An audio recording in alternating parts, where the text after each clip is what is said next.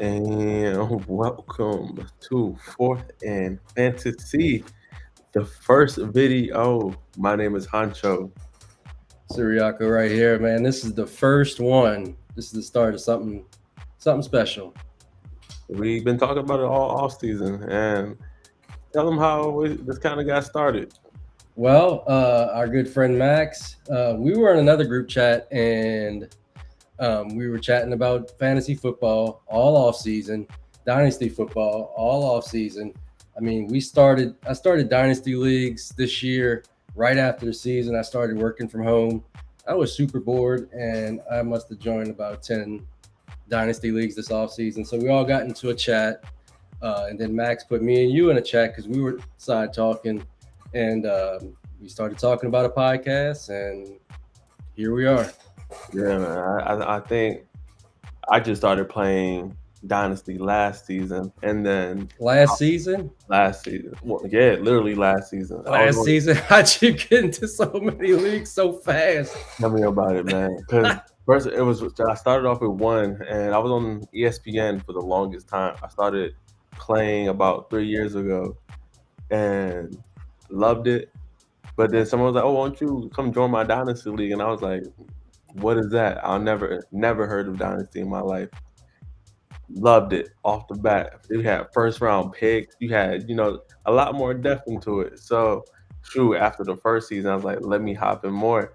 And I always thought you know, there was more out there. There was how many, leagues or sizes of leagues you can be in. There were different types of league, best ball. So I wanted to know the whole nine. I just jumped into 42 and went to 1 to 42. Wild business. So here we are, and hopefully, as an audience, y'all love us and we're going to be here to grow. This is what we just love to do. It's a hobby, but we're literally in fantasy almost every day, if not every day. Oh, we talk shit fantasy all day, every And day. if y'all need to know, Cowboys fan here, hurts my feelings to say, we're going to be all right. We might not be, but to the death of me, Cowboys fan, and I'm also a Falcons fan since I'm from Georgia. Who that? How about them Saints? Could Not we look, have just ended the season after game two? not looking too good for you guys right now. It's looking about as well as I expected. I didn't think we were going anywhere. I had no expectations. So that two games to start the season, that was a mirage, and I've quickly forgotten that. And they're starting to bring out the bags on heads at the dome. They have Drew Brees ceremony, retirement ceremony, um, and they got blown out in that game, and everybody left after halftime during right after the ceremony. It was so embarrassing. Drew Brees was in. He was in. He was in the box talking to the announcers, and they were just getting scored on right. Throwing interceptions, getting scored on. It was so embarrassing. Like, bro, how you gonna get your ass kicked that bad on Drew Brees night? That's It should be actually like crazy. homecoming. You have to like schedule, put it on the worst team. Do it when you're playing the Carolina Pandas. What kind of confused me? And and before we get into our first topic, do you think it was if you looking at Rattler, you think it's been a fair assessment for him just because the offense is banged up, your offensive line is banged up, the play calling hasn't really been there. I think the team might be giving up on Dennis Allen here. What do you think? I mean, in his first start, he was throwing to practice squad players. The line hasn't been able to block for anybody. It's part of the reason why Derek Carr's out. The team the defense has quit on the whole team. I mean, we gave up like 180 yards to Sean Tucker, who nobody knew who that was, 3 weeks ago. He was barely on anybody's radar. Mm, Um, the Saints just give up record performances every week. So yeah, definitely start everybody against the Saints until they prove otherwise. But no, there's no fair assessment at all. They just got Olave back. Shaheed's been out. Juwan Johnson sucks. Like, he's not that sleeper tight end we thought he might be. He's just basically an undrafted guy who should have stayed undrafted. Literally. Bub Memes, Mason Tipton. Who are these guys? They cut A.T. Perry, who looked like he might have a talent. Might have a little talent because, the coach didn't like him. Let's follow the coach because he knows. Yeah. He knows best, guy that can't, that's never been to the playoffs. So, yeah, we're a shit show. Does Dennis Allen make it to the end of the season? Yeah, he would have been fired already if he was getting fired. What better time than, after they got embarrassed on Drew Brees night? That is true. That is very much They've true. lost 6 games in a row, and he's still as secure as he was, to start the season. He's not getting fired. I can't dream of a scenario that would be so bad that he would get fired, because those scenarios have already happened. And y'all already in cap hell. So, like, what can happen? What's the worst that can go? We're just gonna keep kicking this thing down the road, and we're gonna be paying $20 million to guys that are retired. It'll be like the Bobby Bonilla contracts. We're just gonna keep kicking that can down the road. On our first topic of the pod, over the week 8, it was tight ends day, and boy, oh boy, did that position make a comeback. At first, it was looking a little scary. I didn't think, I put a lot of hope when I traded for a lot of these Mark Andrews shares, and he was stinking it up. It was pretty bad, yeah. Yeah, so had me very nervous. Had me starting Zach Ertz over him, and that's no shade to Zach Ertz. He actually had a really good day too, but man, did the tight end position, as they set a record 17 TDs in week 8. Crazy. 15 different guys scored. 15 different guys scored, and I truth for this guy at the top of the list. I know, a lot of people fell off of him, but he's been in tough situations and he's been injured. Kyle Pitts beasted for 2 long touchdowns. That he did on Sunday. Oh man, that was so beautiful to see. I know a couple times he's been tackled right at the 1 yard line. He's been real close to having that day. We're not going to talk about that fumble because that was ruled a touchdown, and the refs know what they're doing. I almost lost it when I told you I hate when guys do that. Like, just get in the end zone, celebrate after you did a little bit of pay dirt. Why it's always the guys that don't get there that do that? Like, you got to get there first. Like, you're not scoring enough touchdowns to be showing off like that. It was. And I'm happy it went in the Falcons' favor, because that would have been the most boneheaded. I think at that time, Baker, you can never count out Baker. And he's been one of the most pleasant surprises. I won't go off on too much of a tangent on Baker, but he's QB1 this season. Who would have seen that? Well, speaking of Baker Mayfield, another tight end that's going off for the last few weeks, a guy I wasn't high on, but Cade Otton scored 2 touchdowns as well. Oof, man, I think we all kind of hooped on Cade Otton this offseason. That's all we ever heard was he's not going to be a factor. But if you looked at the playoff games, he was actually killing it. So now that Mike Evans is down, now that Chris Godwin's down, he has no other choice but to get Cade Otton involved into the offense. And man, did he get him involved this weekend? It looks like he's the chain mover. 10 targets at 9 yards, about 9 yards of reception. So he's definitely the guy that's helping that team, keep drives alive. And then you got the guy who did my team the worst, George Kittle. 6 receptions on 7 targets, 128 yards, and 1 touchdown. And I blame Donovan Wilson. The whole game until up until the third quarter, we had Donovan Wilson on Kittle. And boy, was he taking his lunch money. I tell you, he couldn't cover, and it might be Dunzo. Dono might be Dunzo. He can't run. Kittle was literally just, man, that was basically his whole plan. You had Debo with fluid in his lungs and Kittle, literally it. And they beat us off of that. I don't understand. Kittle's got to be the tight end one in the redraft right now, right? He has to be, and he might be just tight end one in general, just because how tough he blocks his ass off. He runs after the catch. He's just a gritty. He is what we believe what a tight end should be. So they're gonna need him. San Fran's gonna need him to step up. Well, he's always been a guy that put up numbers when he's been targeted. Mm, In recent years, they've had other targets for sure. that took some of that target pie away from him. But now that Ayuk is hurt, and fluid lungs Debo with his busted ribs, that guy plays so hard, but he's always banged up. But you know why he gets hurt, because he's a truck and he Yeah. runs into people. But he's the last guy standing that can really keep that offense moving. So uh, wheels up on him.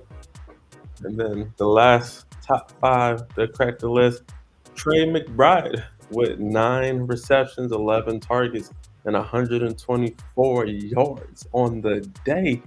Boy, was the Arizona offense having a day with him and Marvin Harrison Jr. Yeah, I got so much McBride. To me, he's my dynasty tight end one, and I think that having Marvin Harrison there um, should open up targets for him, should open up coverage for him. And as that offense looks like it's starting to get its act together, he can definitely go on a run now. Mhm. I think so. I honestly don't have enough of McBride as much as I should. He wasn't somebody, and I never thought he wasn't going to be okay or really good. It's just that the price tag on him it wasn't as big as Laporta, but it was dang near almost. And I didn't want to pay that much. I didn't know how he was going to, how that offense was going to look. And sometimes Collar is back there just throwing it up. So he's not always involved. Sometimes, Collar misses him behind, being a smaller stature and having a bigger offensive line. But I think they're hitting that stride. I think that they're trying to figure out how to get their guys, the right guys, the ball. And they still have James Conner back there that can, that workhorse. So Mhm. I think that the Arizona offense only has room to grow. Yeah, when you say Kyler's running around there, um, I always think about somebody made an analogy that he looks like a little kid, like almost like a toddler that got away with something, that's running away from their parents, I that couldn't got unsee it. that got their hands on something they're not supposed to have, and now Exactly. they're running all over the house like their Exactly. like their hair's on fire. Yeah. Yeah, it's but no, to his test, he's out there every day. He's a warrior, and I think that once again that offense is just going to keep growing as long as they keeps looking towards Marvin Harrison. They stay healthy.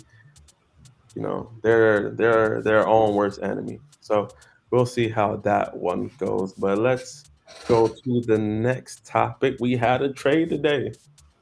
Dionte Johnson going to the Baltimore Ravens. Oof. I didn't see him getting traded twice in a season. I tell you that. the well, there were rumors that he would get moved. I didn't see it happening until they sat him this past week randomly, because once they sat him, it was like the writing was on the wall. They're not going to play him get him hurt and lose his trade value. So I didn't believe they would. I thought they should hold on to some of their talent because they need to throw to somebody. Um, if they get a new quarterback next year, that he'll need targets to throw to, and Dionte Johnson is one of the best separators in the league. Mm. I think he's gonna really help Baltimore's offense as a whole. Yeah. Maybe more in real life than fantasy. I think most of the most of the targets in Baltimore, they take a little bit of a hit with his addition. Um, but he's another guy that the defense has to account for. Mm-hmm. They can't play everybody on the line because now you got two separators on either side of the offense, along with tight ends that can eat up space in the middle. Yeah. That's a very dangerous offense right now. I believe so as well. And I think, as you said, in real life, I think this is going to be a boost to everybody. This might not help your parlays. This might not help your fantasy team. But I think that it's going to open up a lot of things for Zay Flowers. It's going to allow him to go to the slot. I think it's going to open up things for Andrews, where I'm not here to crap on Bateman, but sometimes if you take out Zay Flowers out of that offense and Andrews is not going, he's not having a day, that offense can get quite stale in the passing offense. So I think you have somebody who, in DJ, who's a natural separator, something that Bateman's getting better at this season, Mhm. it's going to be good for everybody. Now, we'll see if shares, the target. There's going to have to be targets that go around now. Who gets less now? Who I think that's going to be Bateman off the rip. But I think that will allow Zay Flowers to move around more in that offense and be that playmaker, like a Jaden Reed in the Packers offense almost. Yeah, yeah. I definitely think how having two separators is it can only help Lamar Jackson. It's going to help King Henry because there's not going to be as many guys in the box, so that offense is going to score some points. Good luck figuring out who's going to have the spike weeks. Um, so right now, I believe that Zay Flowers, Dionte Johnson, I think they're strong flexes. I think that Mark Andrews is still going to be a tight end one. If you got Mark Andrews, you're going to start him every week. You're not going to find too many better options. And wheels, all the way up for King Henry and Lamar. They're going to just keep Oh my smashing it. goodness. Yes. The defense is terrible. Hopefully, they stay terrible. So Lamar and that whole offense need to keep scoring points. Hasn't it It's, been a it's joy though? Hasn't it been a joy watching Lamar involved this season? It's like all the like he won the MVP last year, and he's playing so much better than he did last year. Like last year, he carried that whole offense, and he had an elite defense. This year, it's just like video game. I mean, oh my goodness. there is not a better addition to a team than King Henry. That's like it almost feels like he was meant to go to Baltimore. He is he embodies Baltimore and the kind of guy they needed. Like he's Hmm. just a perfect fit for that team. Jerry Jones, if you watching, I'm glad you didn't sign King Henry. He wouldn't be doing this. You would have ruined it. You would have ruined this man's season. I'm looking, Jerry. He I'm doesn't glad. look good. He don't look he don't look good in the Cowboys blue. That man is killing it. Like putting up video game numbers, and once again, that offense was damn near meant for him. They love to run the ball. It's downhill.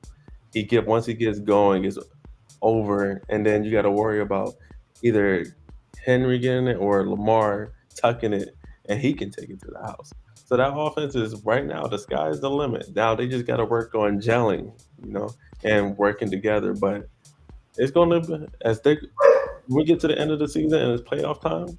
There's going to be no excuses. I say that. I got a question. What would you pay in a dynasty league for King Henry right now.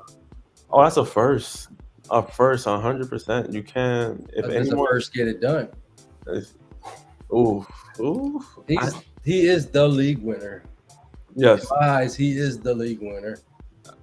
Do you give up? I'm one of those people who did trade Henry before the season, You and traded Henry to me. Thank you. I have quite a bit of shares of Henry, and I have him in a big money league, and he's my weapon. I 100% love him, and he's going to be that one when it comes championship time. You're gonna hope that you have a Henry type on your team to ride you off into that sunset. Let me tell you about my longest running home league. Before the season, I had CMC and Jonathan Taylor, and not much else at running back. I needed another guy just to feel safe, so I traded for King Henry for first and Kamani Vidal. Mm. And when the season started, CMC got hurt, Mm. Puka got hurt, uh, David Njoku got hurt, AJ Brown got hurt. Yeah. I had about 4 or 5 of my starters going IR, and I'll be damned if Lamar Jackson and King Henry hasn't carried me to 6 wins in a row in first place. Man, who you telling? I think I have that stack in about 4 leagues, and they literally riding me to that sunset. I'm telling you, I don't need nobody. I wouldn't even need to start anybody else. Just give me Lamar, give me Henry, and we're going to that. We're going to that chip. That's 50, 60 points weekly, I'm depending on saying. your scoring format. Oh yeah. So I would definitely pay. I would even over if I'm a contender, because I don't see you being a rebuilding dynasty team and going for Henry at this point. But if you're a contender, I would overpay. I would do a first. I'm not even playing games. I would play a 2000 first and probably lump in a maybe a 2005 third. If I'm really pressing it, 2025 second. Hey, I just sent I think Jonathan. a first and a second might be the price at this point. Mm-hmm. I paid what? Jonathan Taylor to y'all. I paid Jonathan Taylor to you for what? Two Two first. firsts, For two first. 25 and a 26. So Derrick Henry, I feel like isn't too much further from Taylor. But when I deal with you, you're gonna get attacked because I know you're gonna finish at the end of the first round with your pick. So Mhm. you're gonna get a contender tax on it. Oh yeah, 100. So Speaking of, yeah, well, we went for most valuable. How about the least valuable fantasy player in the league? And he may have just gotten benched. oh Doing a yeah, little segue there. yeah. Listen, I don't know. I feel like that is your guy, isn't it not? Isn't that your man's? You. I feel like you've been riding the hype train. That's my dude, man. You know, you tell me you're gonna give me the most athletic player at any position of all time. I'm riding with that guy. I don't care. Don't tell me anything else. You give me the most athletic person at my position, you know, size, speed, specimen, I'm gonna make it work. I don't know why the Colts couldn't make it work. You know, maybe it's something to be said about the Colts organization. And then, viewers, if you can't tell who we're talking about, we're talking about AR Anthony Richardson, Mister. I tapped out because I was tired. He has been benched. Or Joe Flacco, Mister 40-year-old himself. I believe he's only 4 months older than the head coach of the Colts, which is quite crazy to say. Yeah. I mean, the offense looked a little bit better. I mean, to me, this was never a year where the Colts are going for a championship. This was the rebuilding year. I'm not sure what they're doing with the offense. I mean, you got a young guy, and there's no easy outs for him. Like there's no easy plays for him. I mean, you're running. You got an all-pro running back, and you're not giving that guy 25 carries. Something's wrong with that. I don't know why Anthony Richardson dropping back 30 times in games. That shouldn't happen for a guy who's supposedly as raw as he is. Like, you're setting him up for failure. Mm-hmm. He's getting no help from any of his wide receivers, save Josh Downs. Um, Michael Pittman was injured about 4 weeks ago, but for some reason he's still playing with a devastating back injury. I think that may be part of it too. He's been, playing like trash. He's a warrior. He's a He warrior. He's he's a stuck warrior. into it. But you He's a know, warrior, but if he can't get open and he's dropping passes, then yeah. maybe they need to put somebody else in. Maybe an AD Mitchell should get some. But then Get, you throw AD in there, and he dropping passes, and then Alec Pierce is dropping passes. And I do agree with you. I do say that their game plan hasn't been to the benefit of Anthony Richardson. When you do have Jonathan Taylor, once again, he did, I believe, just come back last he week. did just come back. So you're still trying to get him, ramped up and their running game going. So you don't want to throw too much on his plate. But there's no reason why Anthony Richardson needs to be throwing 30 times. That's not a good winning recipe for him right now at this stage of where he's at in his development. And I don't know how benching him is going to do for his mental. He's already, once again, hey, you're retired. Lie next time. Don't tell the truth. We don't. You could have said my knee hurt, my something got tight. None of these athletes tell the truth. Never tell the truth. But you as a quarterback, your offensive line is out there busting their tail. They're tired too, and you could Don't have don't say that. it's just lie next time, or just don't say nothing. I'm pretty sure that's what got him benched. If we were being honest, it wasn't the 30%, the 32% completion percentage. It was the asking out. He should have said he felt something in his knee pop, but he had put some dirt on it and went back out there. Don't say you're tired, and don't do it to the media. Don't tell them. They're looking for these stories. Oh yeah, and then now we have the next one where it is Tracy who had a killer game yesterday, and he is my number one most rostered player in a dynasty.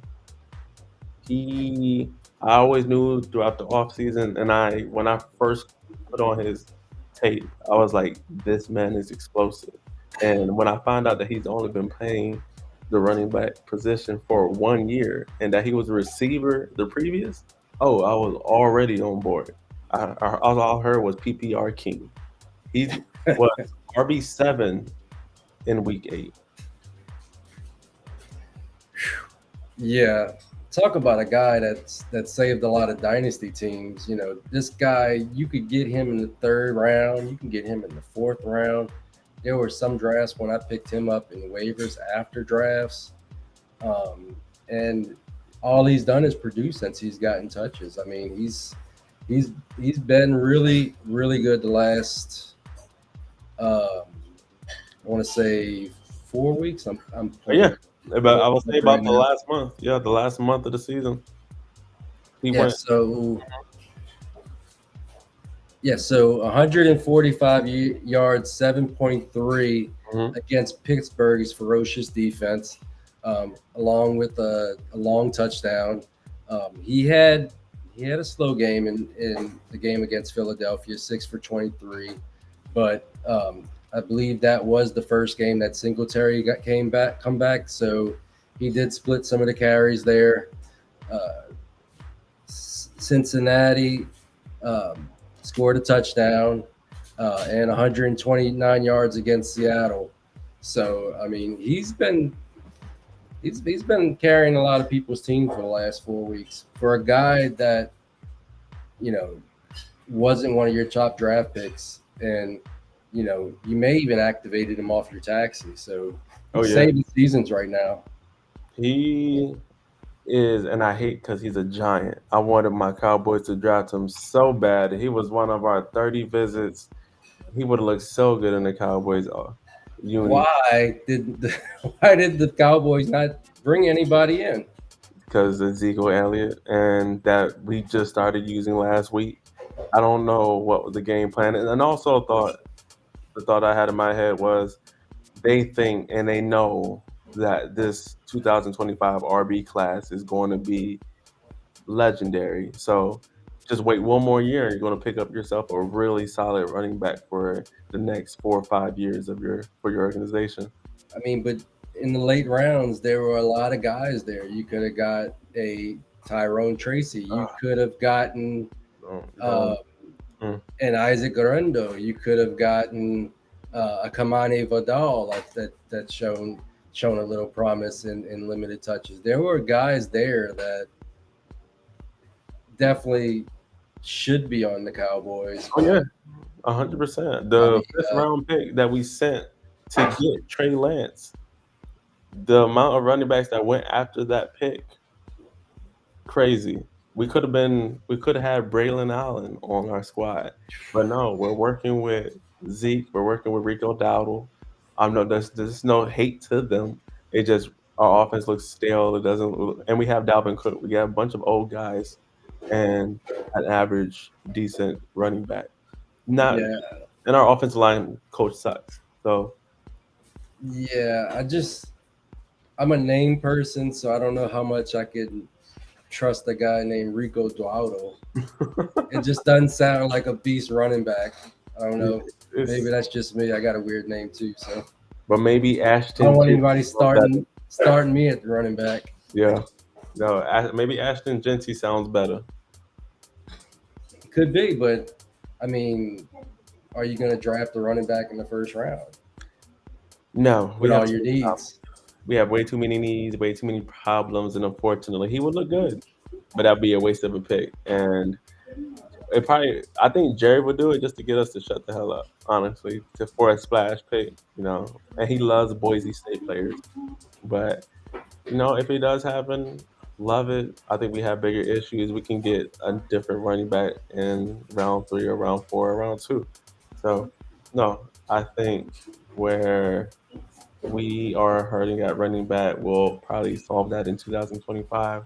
But for this RBs this year, I think it's too late to get Tracy. And if you're going to try to get Tracy, you can't spend anything less than maybe an early second pick. I wouldn't even take an early second pick. I'm going for a first at this point because he's going to be, if not already, taking that RB1 position from Singletary, and he's going to just keep thriving. He only had 57% of the offensive snaps and put up the work that he did. That's crazy. So Tracy's a start for me, and I'm mad I didn't start it. I started in my $75 league.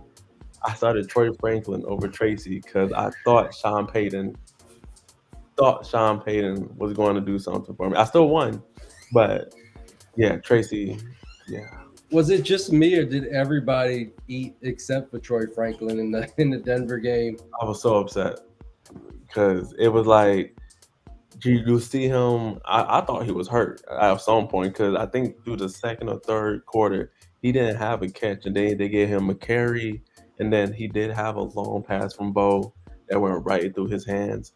I'm not starting Troy again. What I'm only started Troy Franklin just because Chris Godwin snappity whapped his ankle, speedy recovery, my G, and JMO literally suspended in the middle of the season. I'm down to the britches. I think, and we were literally talking about this last week. The key word for this dynasty season is depth. You're going to need depth to make it to the championship because guys are getting hurt left and right. And I believe this is gonna be a thing going forward because now you only have 3 preseason games. Nobody is playing in any of these preseason games, so regular season games are now preseason games. That's why you see so many people going out with hammies, uh, Hmm. leg injuries, um, and it kind of snowballs, and it's like every week we're like, Jesus, who's gonna get hurt this week? Am I gonna even be able to field a team going forward? Because I know a lot of you fantasy players out there are hurting. You're losing. You got if you got four IR spots, you probably filled up that whole Yup. IR Yup. that whole IR positional. So yeah, uh, all I can say is work those waiver wires, um, make make little small trades. You know, try to get a guy a week early than a week late. Um, Mhm. that's why I went after Tyrone Tracy because I knew one more blow up game, and you're paying a first for him. Oh yeah, Young backs they go up in value exponentially fast. especially ones Based that on catch. performance. Yes, sir. And I think and then that's a good pivot. So now we're going into week 9. At this point of the fantasy season, what do you think people should be doing right now if you are let's say right now you're you're 500. Should you be contending? Should you be trying to make some trades to see if you can squeak into the playoffs, or at this point just wrap it up and see what you can get I'm into gonna the. tell you, not every 500 record is equal. They got people that have 500 record that have gotten what I call schedule wins. You played somebody when they had their worst week. You played, a couple rebuilders in the first 8 weeks. Um, you've just gotten lucky. You have to be honest with yourself and really look at your team and try to figure out, am I a contender? If you're not a contender, I freaking rebuild it. No, there's no value in being in the middle. So I would. There's several things you can do. You can look at max points to see if your team's actually scoring points, or you're just kind of getting lucky. You can go to websites like Dynasty Daddy, and they will dynastydaddy.com, and they'll tell you if you're a contender. Um, you know, Generically, based on other people's rankings. That way you can get like another opinion on it if you're not sure. Mhm. But if I felt like I had no shot at winning the championship, if I had so many injuries, my team just wasn't that good, I'd start selling off old parts. Oh yeah. Look for contenders. Look for contenders that are loading up. Get there first, even if it's a 26 first. Just get whatever pick they'll give you. You want to get out on some of these assets before they become nothing, and they will help out other teams. Um, but on the other hand, if you feel like you do have a realistic shot, maybe you've been unlucky. Maybe you've gotten people that have scored those points they've scored all season against you in quite a few weeks. Then you've just been unlucky. So eventually that luck turns, and you'll start playing other teams that are dudding out, and you should make the playoffs if your team's that good. Then I would, then you have a decision to go all in. Then I would be aggressively looking for the rebuilders and selling that first, selling that second, selling a young player. But you have to diagnose your team and be realistic with yourself. Are you Can you actually win money? Yep. If you can't win money, I rebuild. Yep. And for me, I can personally tell if I'm You going to go rebuild a fast. team. Yo, if after 3 games I'm out, you can tell at that point. For me, at least, I feel like you can tell that it's going to be a long season for you. Now, majority of my fantasy teams, and I've taken over some orphans. And for me, anytime I take over an orphan, I'm already automatic rebuild. We're off to the next season Right off the rip.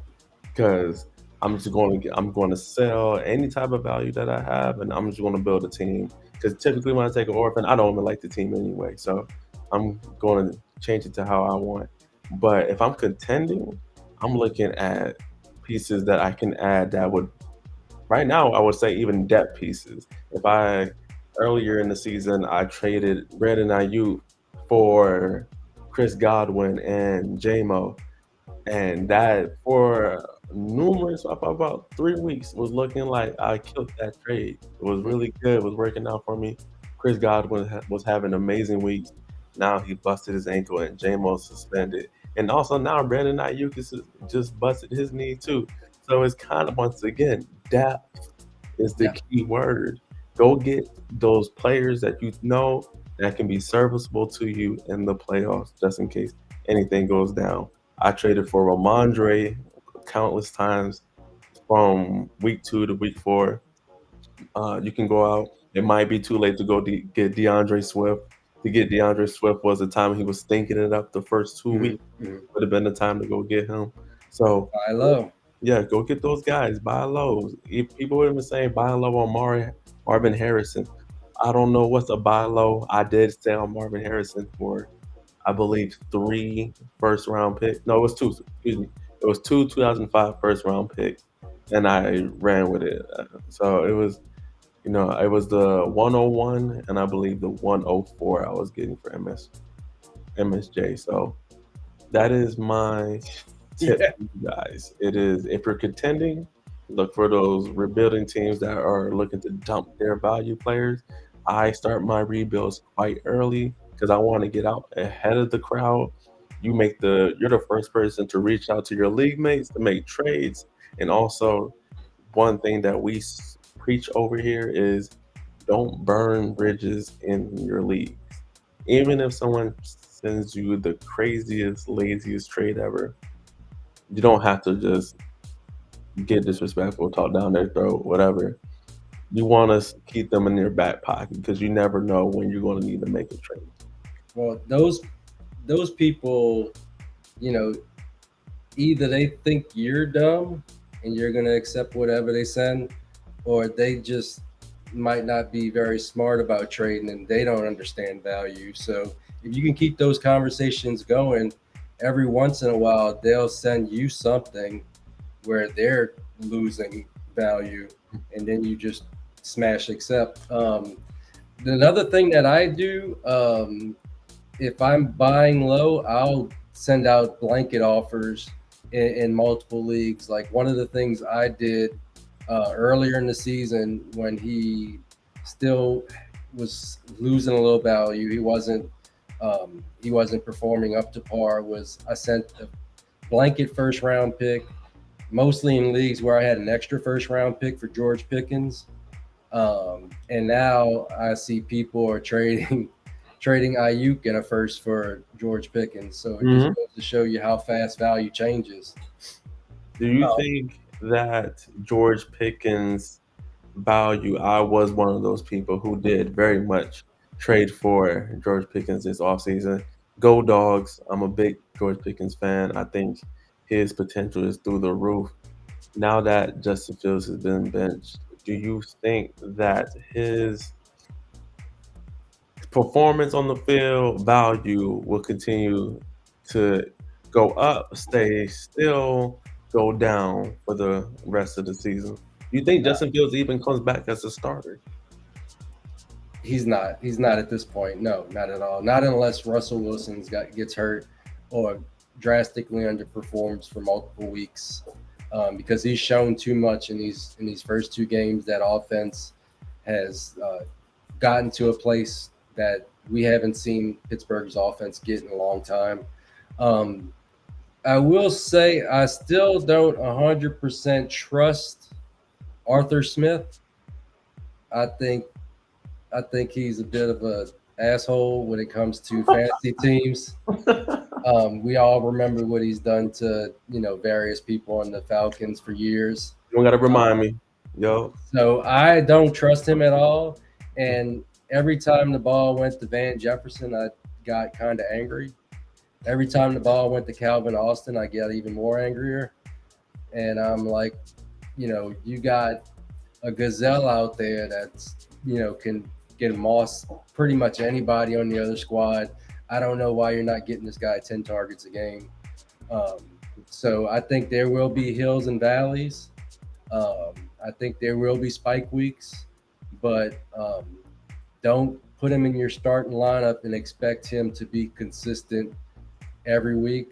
I feel like, to me, the way I acquired him to be a flex, so that if he duds out, you know, it's not going to hurt me as much. But when Mm-hmm. he spikes, he's a weak winner. I agree. And the last bit of our pod of the first one, and I would just like to say this has been so much fun.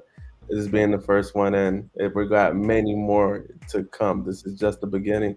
We And there's a lot will. more of us too. Oh yes, this is just two. There's five of us, and they will. We will all be. We're just at the moment we're getting going, but yes, there is more of us right now. Just us two, and we will be shooting every Tuesday, and we will be shooting on Sundays, doing live videos on Sundays right before the kickoff of the games, just to chop it up with you all, give you a little bit of insights of the week and what to look for the next. But before we end our first one of the first pod, let's talk about the waiver wire pickup of the week, and We got he's on the team that we were just talking about, that of a player who just left. Jalen Coker, the man of the week for the Panthers. And a crazy fun fact. He is from my high school. Yes, so I'm mad at myself for not having enough of Jalen Coker shares on oh my man, fantasy team. he 'Cause, was man, mm, he was so free in the off season. He was just sitting there saying, "Hey, can you just like put me on your taxi? I'm free right now." Yeah, so I'm actually really mad at myself because I have about 5 or 6 shares. Um, I had about 80% rostership, but I didn't think he made the team to start the season, and I got bad camp reports, so I cut him in spaces to pick up guys that I've definitely cut already.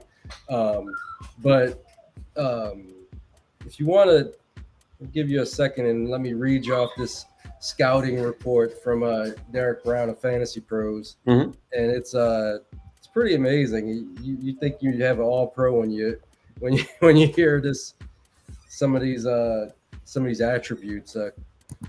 Coker utilizes variations in pacing routes, head fakes, jab steps to invite indecision in the corner. He has great hip sync. Start stop ability is great. He isn't a burner, but he does run about a 4.5. Um, Great body control, uh, solid hands, Mhm. um, and the player comp. I'm not going to read this whole thing, but the player comp that he has for him is Rashi Rice Light. Oof. And if you have ever watched one of Steve Smith's YouTube videos and when he breaks down wide receivers, he literally said Jalen Coker is the best route runner in his class.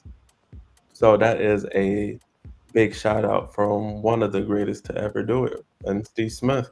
I wish I would have took more, you know, leap on that word, because it would definitely once again comes back to depth.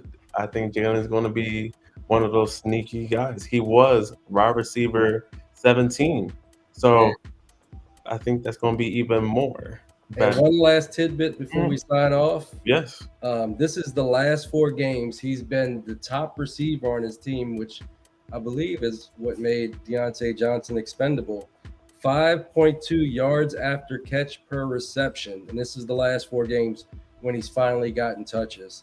Uh, Tops in yards per route run and tops in ADOT. So he's really killing all of the advanced stats for that team. He looks like the wide receiver one for that team, at least statistically. Let's hope the touches follow suit, and you may have a league winner right there. So get your hands on him. All right. And that is the waiver wire pickup of the week. And once again, this has been a pleasure. And we will be back on Sunday to give you guys a live video before the games. And once again, I hope you all have a great rest of your night. Thank you for joining us.